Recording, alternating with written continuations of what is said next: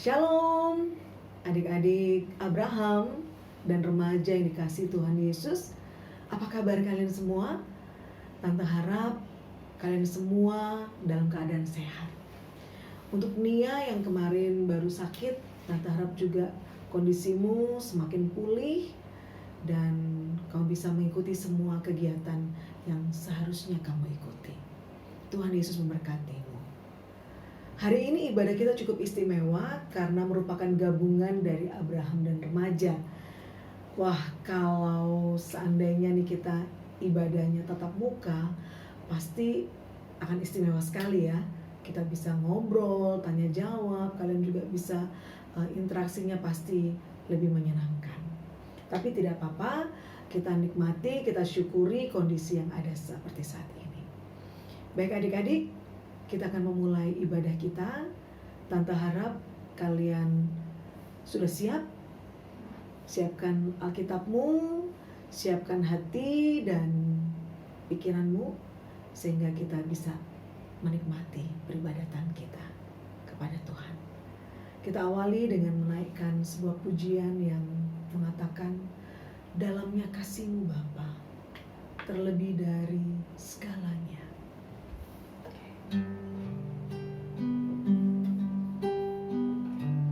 Kita siapkan hati kita,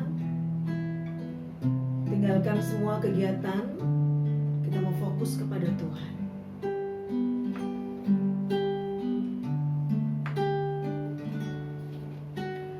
Dalamnya kasih-Mu Bapa,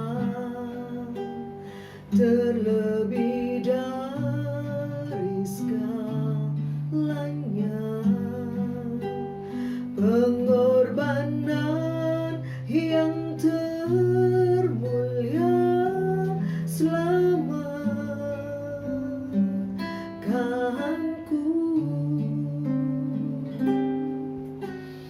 dengan darah yang tercurah, ampuniku atas dosa. Ku bersujud kepadamu, oh Yesusku.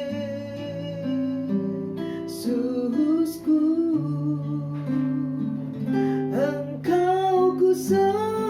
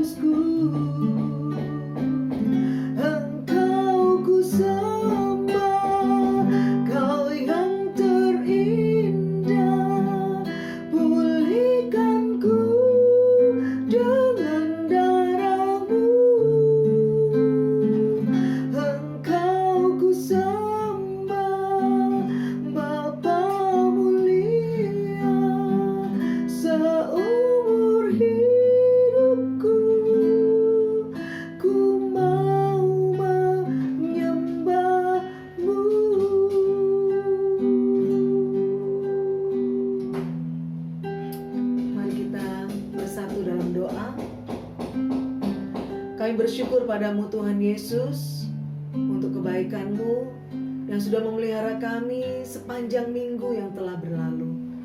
Engkau sudah berikan kami pertolongan, Kau berikan kami kesehatan, Kau beri kami kemampuan untuk mengikuti pembelajaran jarak jauh yang saat ini sedang kami laksanakan. Tuhan, ini waktu yang khusus kami khususkan bagimu Bapa untuk beribadah kepadamu. Mohon Tuhan Yesus Engkau memberkati kami, buka hati kami, siapkan pikiran kami, sehingga kami bisa berkonsentrasi pada peribadatan ini. Kami bisa berjumpa denganmu Tuhan. Terima kasih, kuduskan dan layakkan kami, sucikan kami Tuhan Yesus. Kami punya banyak kesalahan, kami punya banyak kekurangan, kesalahan lewat pemikiran kami, lewat tingkah laku kami, kata-kata kasar yang seringkali keluar dari mulut kami. Ampuni kami Tuhan Yesus, ampuni dan kuduskan kami. Terima kasih Tuhan. Di dalam nama Tuhan Yesus kami berdoa. Haleluya. Amin. Adik-adik yang terkasih, ada sebuah kisah seperti ini. Ada seorang anak bernama Billy. Dia tinggal bersama dengan neneknya dan kakak perempuannya yaitu Sally. Mereka tinggal di sebuah tempat yang agak dekat dengan hutan gitu, di tempat yang bukan di kota. Nah, si Billy ini punya hobi bawa ketapel. Kalian tahu ketapel? Ya, kayu yang bentuknya seperti ini, terus dikasih ikatan karet, nanti pakai batu, lalu kalau ada sasarannya ditarik lalu dilepaskan seperti itu. Dan Billy cukup jago untuk main ketapel itu. Hampir setiap hari setelah dia belajar, dia masuk ke hutan, bukan ke dalam hutannya tapi ke pinggir-pinggir begitu, ada burung-burung di atas pohon, dan dia sering mengetapel burung-burung itu. Karena dia cukup jitu, seringkali Billy membawa pulang hasil buruannya itu sekitar 3, 4, kadang-kadang 5 ekor burung untuk kemudian dinikmati bersama dengan nenek dan kakaknya. Suatu kali kurang beruntung dia, sehingga dia tidak mendapatkan 1 ekor pun burung. Dia pulang dengan kesal. Waktu dia masuk ke halaman, dia lihat ada salah satu bebek, neneknya pelihara beberapa bebek. Lalu dia iseng, dia ketapel 1 bebek. Karena dia adalah pengetapel yang jitu, kena kepala bebek itu. Menggeleparlah bebek itu dan mati. Wah, Billy takut sekali. Dia segera membawa bebek itu lari ke belakang rumahnya, dan dia gali tanah, dia kuburkan bebek itu. Lalu dia masuk ke dalam rumah, seakan-akan tidak terjadi apa-apa. Malamnya setelah mereka makan, neneknya berkata seperti ini kepada Sally. Sally, tolong bantu nenek ya cuci piring-piring yang sudah kita pakai tadi. Lalu Sally berkata, oh nek, Billy kok yang mau mengerjakannya. Dia bilang dia siap untuk melakukan pekerjaan rumah. Billy kaget karena dia tidak berkata seperti itu. Kok kakak ngomong gitu sih? Dan Sally mendekati dia dengan setengah berbisik. Dia bilang, Bill, bebeknya nenek. Billy kaget sekali. Wah, rupanya kakaknya tahu tentang peristiwa tadi itu. Dengan berat hati dia melakukan pekerjaan mencuci semua piring yang kotor yang dipakai. Keesokan harinya, waktu neneknya sudah mencuci, neneknya bilang ke Sally, Sally, tugasmu untuk menjemur itu sudah, silakan jemur.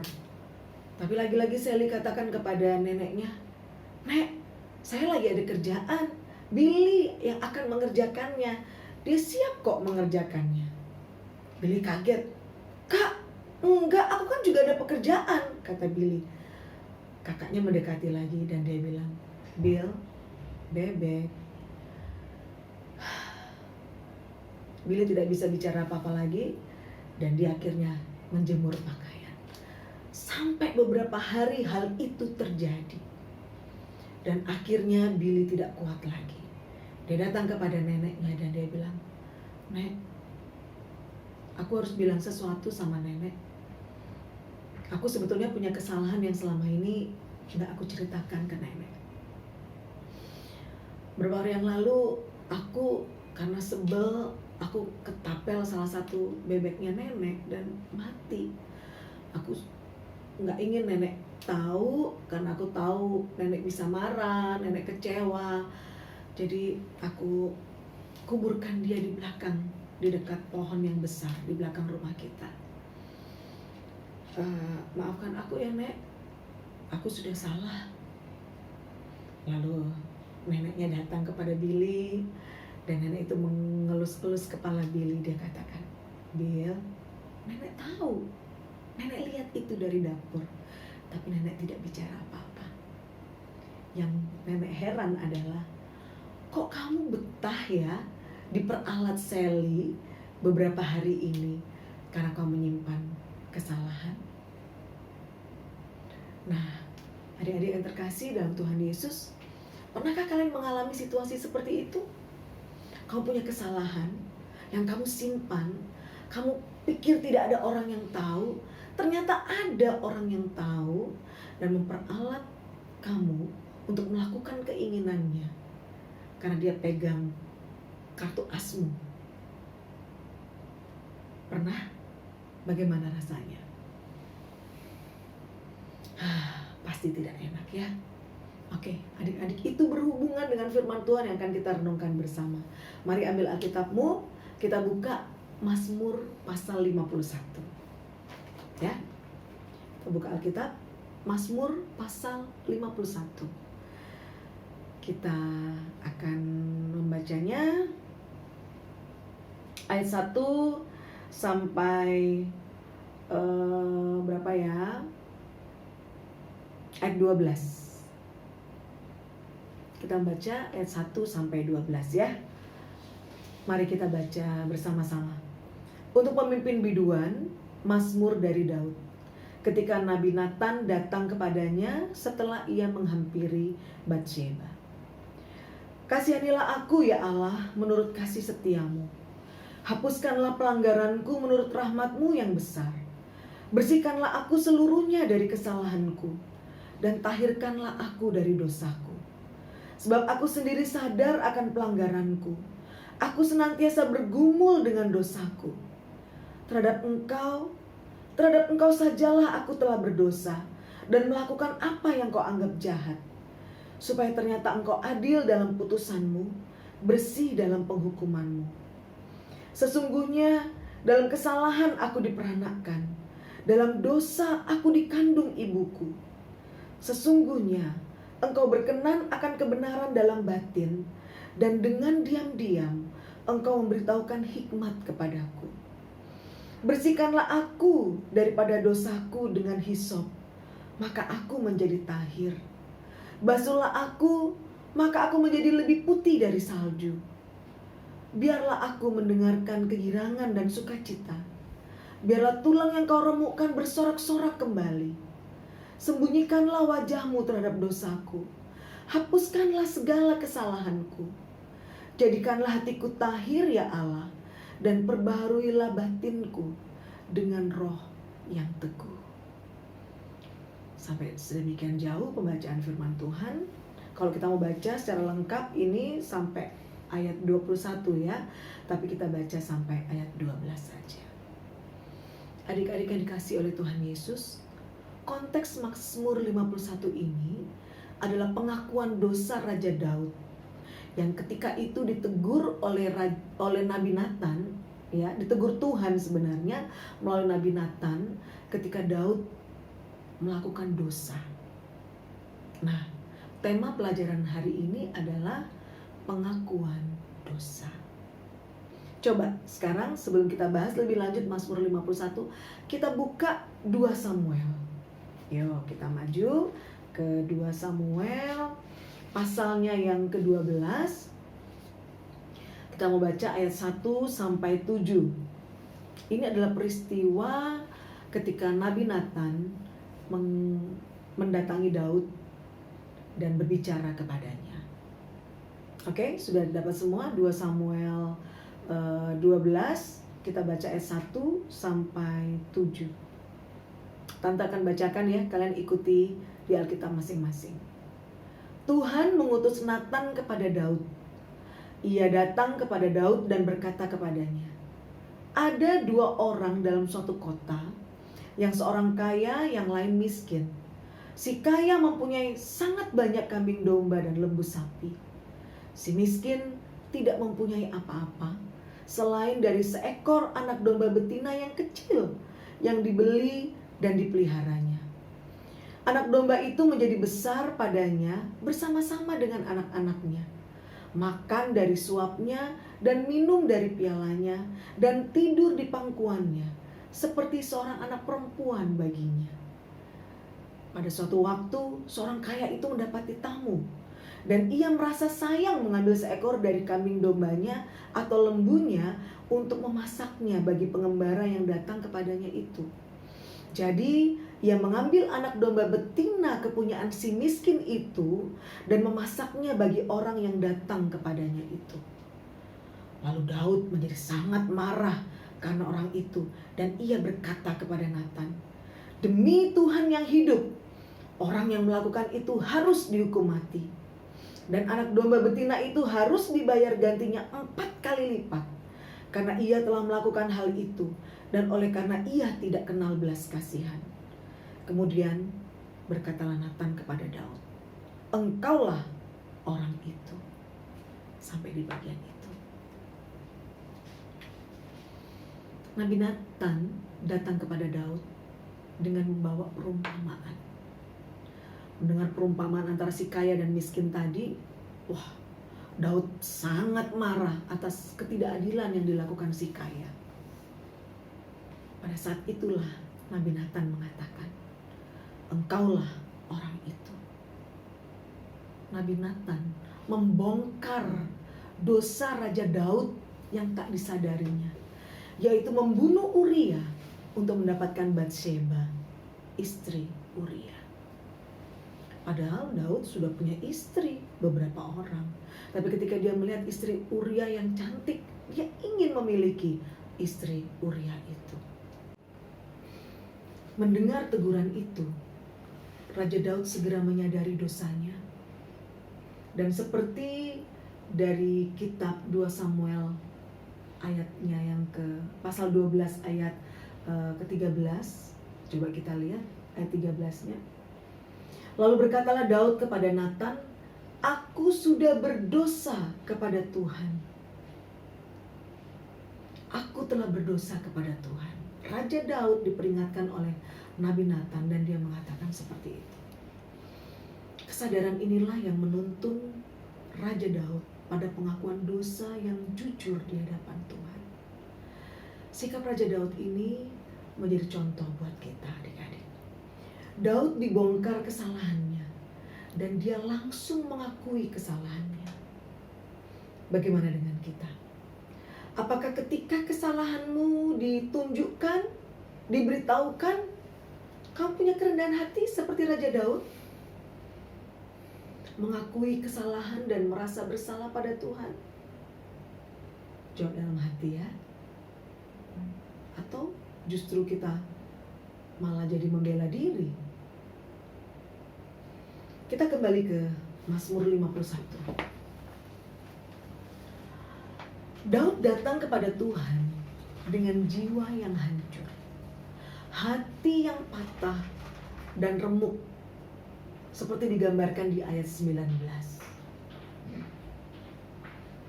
Di situ dikatakan korban sembelihan kepada Allah ialah jiwa yang hancur, hati yang patah dan remuk, tidak akan kau pandang hina ya Allah. Begitu hancurnya hati Daud ketika menyadari kesalahannya. Ketika dia menyadari bahwa dia telah berbuat dosa di hadapan Allah. Tahukah kalian bahwa ketika Daud mengatakan seperti itu, pada saat yang bersamaan, ini sedang menunjukkan bahwa Daud menyadari Ada Tuhan yang kudus, yang hadir dan terlibat dalam kehidupannya. Daud merasa takut dan gentar kepada Allah yang kudus. Apakah kita juga merasa takut dan gentar kepada Allah ketika kita melakukan kesalahan dan ketika kita diingatkan tentang kesalahan kita? Rasa takut dan gentar itu yang akan memampukan seseorang untuk mengakui kesalahannya. Adik-adik, kita, kalian, tante juga harus mengakui kesalahan kita, harus belajar mengakui kesalahan kita. Jangan ketika diberitahu bahwa kita salah lalu kita tambah ngotot dan menutupi kesalahan kita dengan dosa yang baru, yaitu kebohongan atau kemarahan. Padahal kalau kita mau mengaku langsung, itu semua akan clear. Tapi kadangkala harus kita akui bahwa kita seringkali mempersulit diri kita sendiri dengan tidak mau mengakui kesalahan yang kita lakukan. Pusat dari pengakuan dosa ini ada di ayat 6a. Ayat 6a mengatakan, terhadap engkau sajalah aku telah berdosa. Ini perlu kita ingat, adik-adik. Ketika kita melakukan kesalahan atau dosa, kita itu melakukannya kepada Tuhan. Mungkin kita mengejek teman atau mengatakan yang tidak benar tentang seseorang kepada orang lain karena tujuan tertentu. Tahukah kalian bahwa itu berarti sebenarnya kita sedang melakukannya kepada Tuhan? Jahat di mata Tuhan, bukan cuma di hadapan manusia.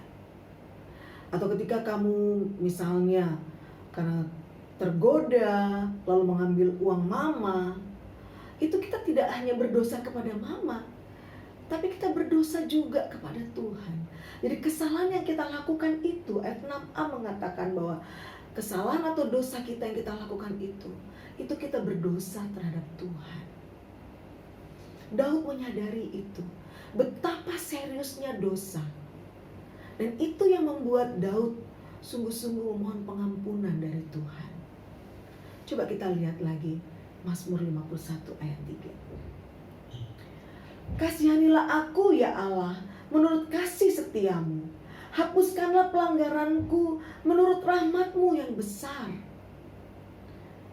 Ayat 4 mengatakan, bersihkanlah aku seluruhnya dari kesalahanku dan tahirkanlah aku dari dosaku. Di situ Daud mengatakan, kasihanilah aku ya Allah. Lalu dia katakan juga, hapuskanlah pelanggaranku. Dan di ayat 4 dia katakan, bersihkanlah aku seluruhnya dari kesalahanku dan tahirkanlah aku dari dosaku. Kalimat-kalimat tersebut menggambarkan betapa Daud merasa sangat berdosa di hadapan Tuhan. Dia merasa hubungannya dengan Tuhan telah rusak karena kesalahannya itu. Dan memang benar adik-adik, ketika kita melakukan kesalahan, hubungan baik kita dengan Tuhan itu terganggu. Ingat ketika Adam dan Hawa melakukan kesalahan, mereka harus mau diusir dari Taman Eden. Putus hubungan. Dan mereka harus menerima hal-hal yang tidak baik di dunia ini.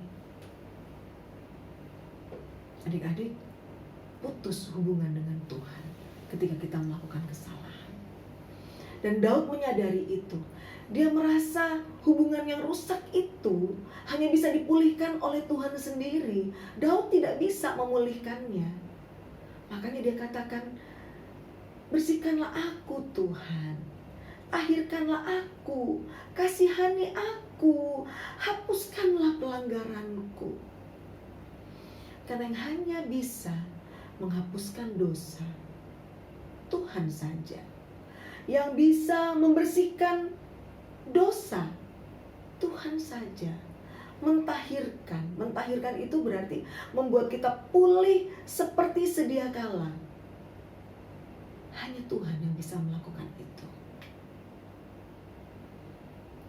Adik-adik, dalam ayat 12 dan 13 di situ Daud mengatakan, "Jadikanlah hatiku tahir ya Allah, dan perbaharuilah batinku dengan roh yang teguh. Janganlah membuang aku dari hadapan-Mu, dan janganlah mengambil roh-Mu yang kudus daripadaku." Daud memiliki permohonan kepada Tuhan. Daud sungguh-sungguh memohon supaya Allah mengampuni dan memulihkan dirinya, sehingga ia dapat terus merasakan hadirat Allah dan dapat kembali berjalan di jalan kebenaran. Bahkan di ayat 15, Daud berjanji akan membagikan pengalaman buruknya ini untuk menolong orang lain. Ya, ayat ini mengatakan, "Maka aku akan mengajarkan jalan-Mu kepada orang-orang yang melakukan pelanggaran, supaya orang-orang berdosa berbalik kepadamu." Adik-adik yang terkasih, ini juga penting untuk kita pahami. Terkadang Tuhan mengizinkan kita melakukan dosa atau kesalahan, lalu kita menyadarinya, kita mengakui dosa kita dan mendapatkan pengampunan dari Tuhan, supaya kita bisa mempersaksikan pengalaman itu kepada orang lain dan menolong mereka supaya tidak jatuh pada dosa yang sama yang sudah kita lakukan. Itu sebabnya kita harus menjadi pemenang atas semua tantangan dan masalah yang kita alami, supaya kita bisa menolong orang lain. Ini yang ditekadkan oleh Raja Daud, adik-adik. Dia berjanji kepada Tuhan akan memakai pengalaman kejatuhannya itu untuk menolong orang lain.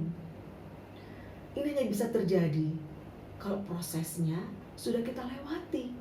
Kita melakukan kesalahan, kita disadarkan, kita mengaku dosa, kita meminta ampun kepada Tuhan, dan Tuhan memberikan pengampunan kepada kita.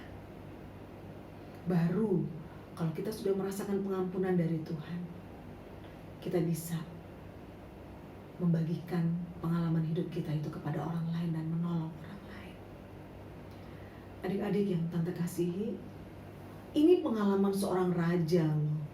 Seorang yang memiliki posisi yang sangat tinggi di negaranya. Orang nomor 1 istilahnya begitu. Tapi Raja Daud memiliki kerendahan hati yang luar biasa. Jika dibandingkan dengan kita ini siapa? Raja bukan, presiden bukan, anak presiden bukan, anak menteri bukan. Kita orang biasa. Apakah kita punya kerendahan hati seperti Raja Daud? Itu pertanyaannya. Raja Daud bersedia ditegur oleh Allah melalui Nabi Nathan. Bersediakah kamu ditegur oleh orang lain karena kesalahanmu?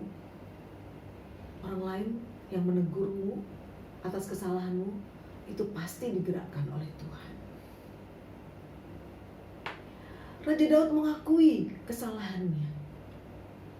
Apakah kamu juga bersedia mengakui kesalahanmu?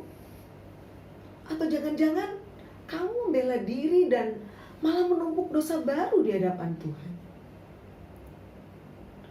Raja Daud sangat menyesali perbuatan dosanya.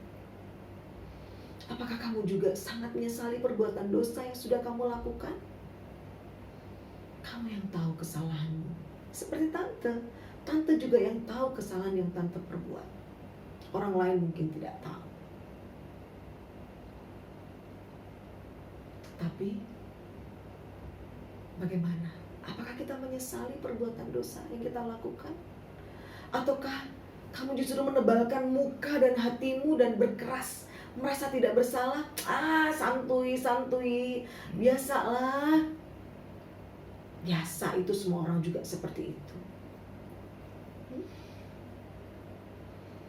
Raja Daud meminta pengampunan dan kelayakan kepada Tuhan atas kesalahannya. Bersediakah kamu meminta pengampunan dan kelayakan dari Tuhan?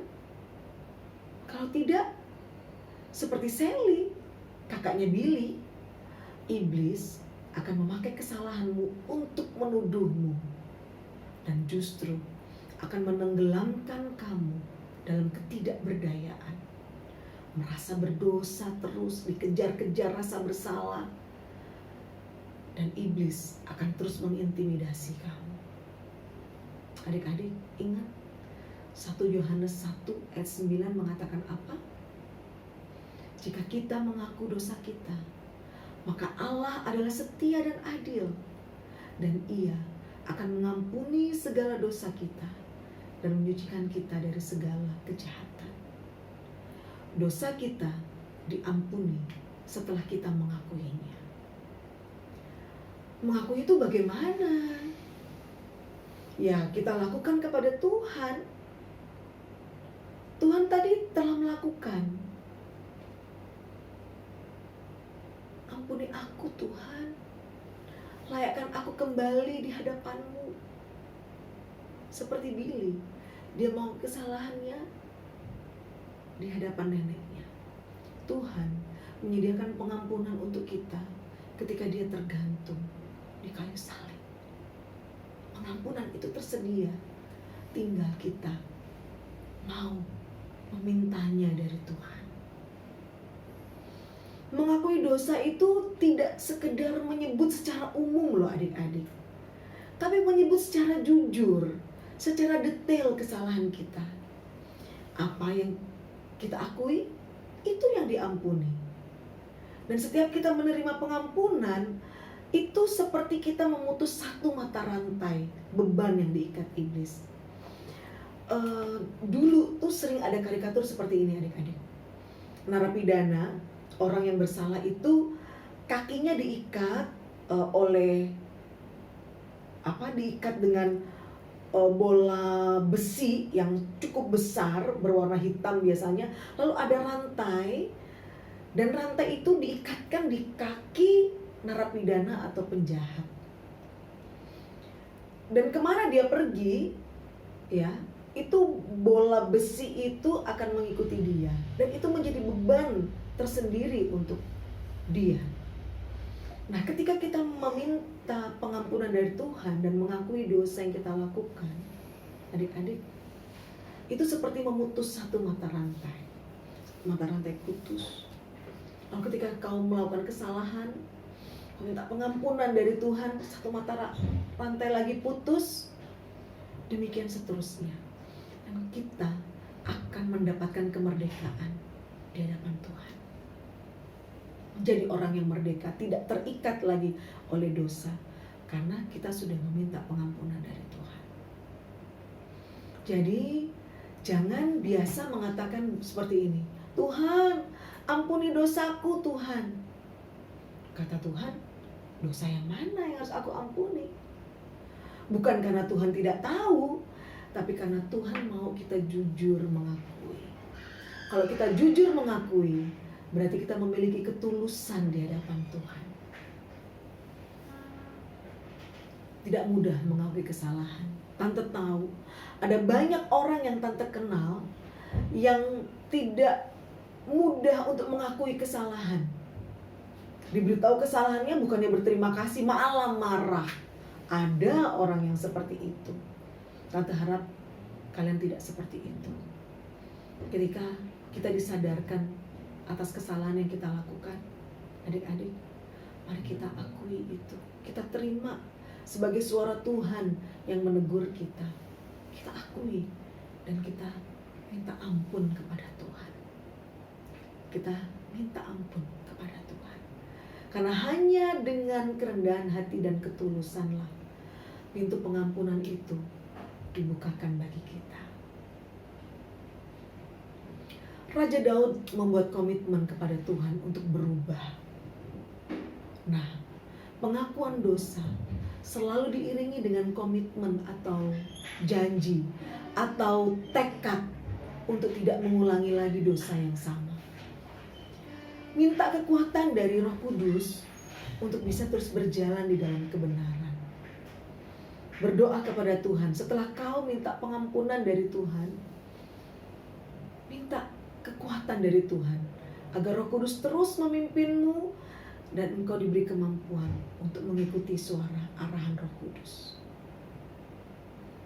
Adik-adik yang dikasihi oleh Tuhan Yesus, Tante tidak tahu apakah selama pemberitaan firman Tuhan ini Tuhan berbicara secara pribadi kepadamu, mengingatkanmu akan dosamu yang belum kamu akui, yang kamu sembunyikan jauh dalam hatimu, yang sebenarnya ingin kamu lupakan, tapi tidak bisa.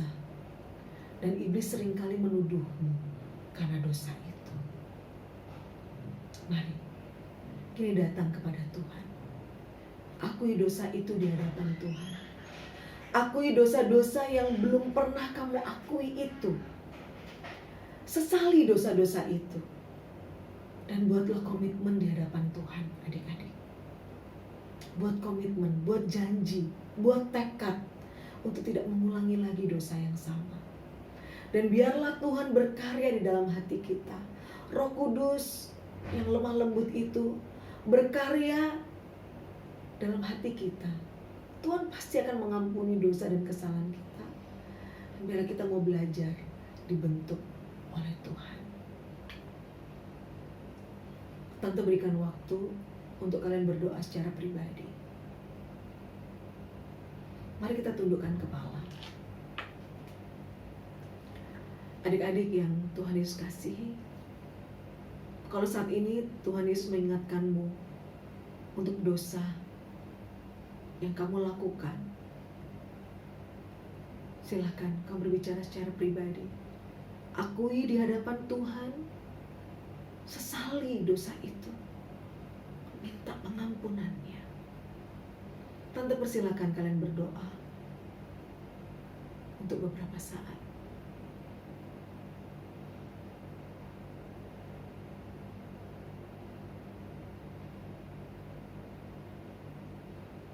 Haleluya Tuhan Yesus.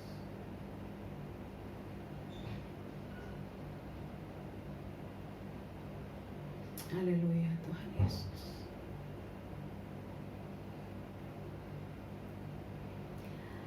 Bapa di surga, hamba sungguh percaya bahwa Engkau mendengar doa dari anak-anak-Mu saat ini.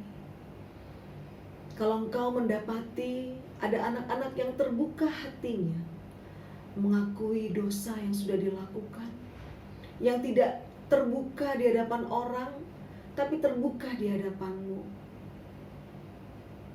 Lihat hati mereka Tuhan. Lihat kesungguhan mereka ketika mereka mengakui itu di hadapan-Mu. Dan biarlah Engkau mengampuni dosa mereka Tuhan Yesus. Seperti kata firman-Mu, Engkau menyucikan mereka, Engkau mengampuni kesalahan mereka. Dan kiranya Engkau menolong mereka senantiasa Bapa, untuk hidup berkemenangan di hadapan Tuhan. Haleluya. Terima kasih Tuhan Yesus untuk firman-Mu yang indah, yang mengajar kami belajar dari seorang raja yang sangat rendah hati, Raja Daud. Jadikan kami Tuhan, anak-anak muda, anak-anak tunas remaja, anak-anak remaja yang mau konsekuen di hadapan Tuhan, mengakui segala dosa dan kelemahan kami, agar kami bisa bertumbuh secara rohani di hadapan-Mu. Perbaharui jiwa kami Bapa, perbaharui hati dan pikiran kami. Sucikan kami Tuhan. Jangan biarkan kami terus menerus melakukan kesalahan yang sama, bahkan jatuh semakin dalam. Jadikan kami tahir, basuhlah kami, jangan tinggalkan kami. Hapuskanlah segala dosa dan pelanggaran kami Bapa. Terima kasih Tuhan Yesus. Di dalam nama Tuhan Yesus kami berdoa dan bersyukur. Haleluya. Amin. Adik-adik yang terkasih dalam Tuhan Yesus, mengakui dosa dan meminta pengampunan itu harus dilakukan setiap hari. Dan ingat, setiap hari juga kita harus berusaha hidup benar. berusaha hidup benar. Kita bisa saja jatuh, tapi segeralah bangkit dan mohon pengampunan dari Tuhan. Tangan Tuhan selalu terbuka dan mengatakan, kembalilah kepadaku, marilah kepadaku. Semua yang letih lesu dan beban berat, aku akan mendatangkan kelegaan kepadamu. Biarlah firman Tuhan pada hari ini menjadi berkat buat kita semua. Selamat menjalani hari yang penuh dengan kemenangan. Jangan lupa absen di link. Jangan lupa juga absen di komen dari YouTube ini. Dah, sampai ketemu lagi. Shalom.